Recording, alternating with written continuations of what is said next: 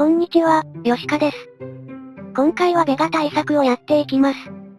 実装から間もないため、動画の内容と違う対策が主流になる可能性があります。あくまで現段階での対策であることにご留意ください。まずは今回の動画の内容から。これら5項目をやっていきます。それでは見ていきましょう。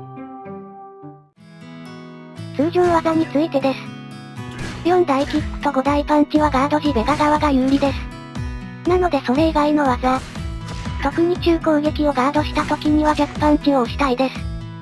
ただし弱パンチが相手に届かない場合、2中パンチなどで自動差し返しになるので、きっちり距離を見て押し返しましょう。弾抜けについてです。OD サイコクラッシャーは弾無敵の発生が遅いため、距離がないと弾のモーションを見てからの弾抜けが難しいです。なので一度弾を見せるとその後は、動いた確認などで弾抜けしようとしてくるため、釣り行動に引っかかりやすくなります。OD サイコクラッシャーは通常時、ガードした側が3フレーム有利なため、しゃがみ中キックなどを打ち返すといいでしょう。ためはあると強 R は、ベガ側が簡単に弾抜けできてしまうので、あまりやらない方がいいです。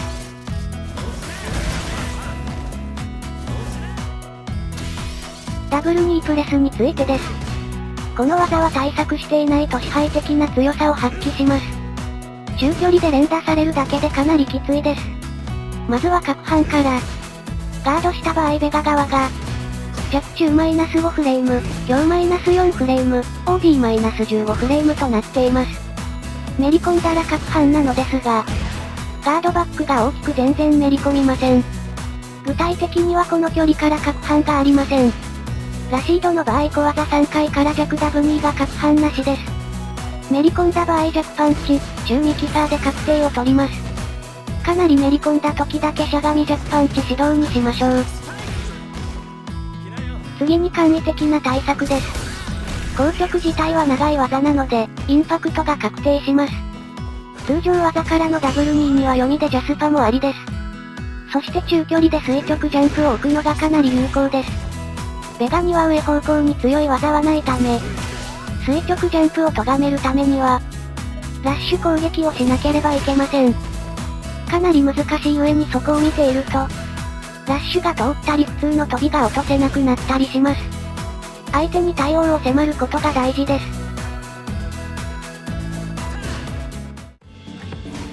サイコマインを付与された後の対処法です。ベガはサイコマインが付与された相手を、特定の必殺技で攻撃すると誘爆を起こすことができます。誘爆によってガード時でもベガ側が有利となり、強力な攻めが展開できます。ですが、これらの技は全て D リバ確定です。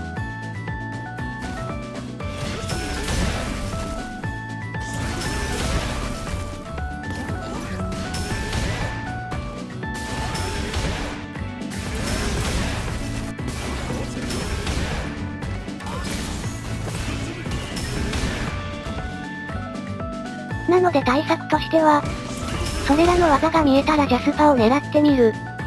失敗用に D リバ仕込みをする。という風にすると良いでしょう。